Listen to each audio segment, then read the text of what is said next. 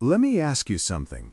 When someone buys a $55,000 truck, what do they think they're spending? $55,000. That's the obvious answer. The sticker price, the number on the window, the amount they negotiate with the salesperson. But that number is a lie. Not a malicious lie, just an incomplete one. Because the sticker price is not what that truck costs. It's just the starting point. The real cost includes interest on the loan, insurance premiums, fuel for 7 years, maintenance and repairs, depreciation, and the single largest cost of all, the one almost no one calculates, the money that truck could have become if it had been invested instead. When you add all of that up, that $55,000 truck doesn't cost $55,000. It costs over $130,000. And at the end of 7 years, you own a vehicle worth maybe $15,000. You've paid over $100,000 for the privilege of driving something that lost most of its value. Today, I'm going to show you exactly where that money goes. Not to make you feel bad, just to make sure you see the full picture before you sign. Let's build a realistic scenario, not an extreme case. Just a normal person buying a normal truck. Let's call him Mike, 32 years old, works in construction management, needs a truck for work and for family. He finds a nice Ford F-150. Sticker price, $55,000. He puts $5,000 down, finances $50,000 at 6% interest for 7 years. That's 84 months of payments. His monthly payment is about $730. $730 feels manageable. It's less than rent, less than a mortgage. He can squeeze it in. Over 7 years, he'll pay about $61,000 in principal and interest. That's the first number people see. But the payment is just the beginning. Now let's add insurance. Insuring a $55,000 truck costs significantly more than insuring a $20,000 sedan. Full coverage, comprehensive, collision, gap insurance.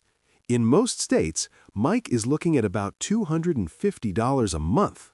Over 7 years, that's $21,000 for insurance alone. Now fuel. The Ford F-150 gets about 18 miles per gallon in real-world driving. Mike commutes 30 miles each way to work. That's 60 miles a day, plus weekend driving. He's putting about 18,000 miles a year on the truck. At current fuel prices, he's spending about $350 a month on gas.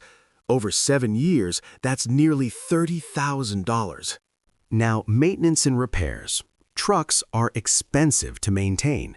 Oil changes, tire rotations, brake pads, transmission service, and eventually major repairs. Over 7 years and 126,000 miles, Mike will easily spend another $15,000 on maintenance and repairs, probably more. Let me pause here and add these numbers up. $61,000 in loan payments, $21,000 in insurance, $30,000 in fuel, $15,000 in maintenance and repairs. That's $127,000. And at the end of 7 years, what does Mike own? A 7-year-old truck with over 120,000 miles on it, worth maybe $15,000 if he's lucky. He has spent $127,000 to drive a vehicle now worth $15,000. That's not transportation. That's wealth destruction with cup holders and heated seats. But here's where the math gets truly painful. What if Mike had made a different choice? What if he bought a reliable used car for $15,000 cash? And what if he took that $730 monthly payment and invested it instead? $730 a month, every month for 7 years, in a basic index fund earning 8%. After 7 years, he would have over $80,000, not a depreciating truck. $80,000 in cash, growing. After 20 years, that $80,000 becomes over $370,000. That's what the truck actually costs. Not $55,000, not $127,000, over $370,000 of future wealth. Why don't people calculate this?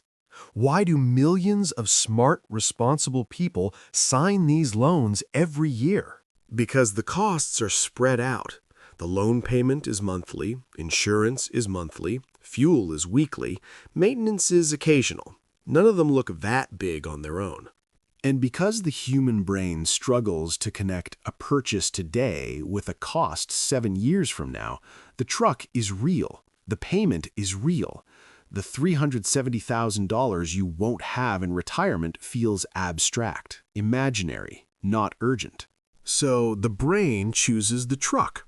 The brain chooses the immediate reward. The brain chooses the feeling of driving off the lot over the feeling of financial freedom 2 decades from now. This is not stupidity. This is just how human brains work. We are wired to prefer now over later, and the car industry knows this. They don't sell trucks, they sell monthly payments that feel small enough to say yes to. So what's the takeaway? It's not that you should never buy a truck, it's that you should understand what you're actually spending. That $55,000 truck doesn't cost $55,000. It costs over $130,000 in out-of-pocket expenses, and it costs hundreds of thousands more in lost future wealth. The question is not whether you can afford the payment. The question is whether you can afford to lose $370,000 of future freedom. The reliable used car in your driveway isn't flashy. It doesn't impress anyone, but it's not costing you a future fortune either. Next time you see someone driving a truck that costs more than your house, remember, they're probably eating cereal for dinner to afford it, and maybe, just maybe, that boring car of yours isn't looking so bad after all. If this made you think differently about your next vehicle purchase, hit like. And if you want more videos about the real cost of the decisions we make, subscribe. Before you go, ask yourself one question. Would you rather have a shiny truck in your driveway today or $370,000 in your bank account 20 years from now? Because you can't have both. That truck isn't transportation, it's a trade. You're trading your future freedom for heated seats and a chrome grille. Make sure it's worth it. If this video helped you see the real cost, hit like and subscribe. I'll see you next time.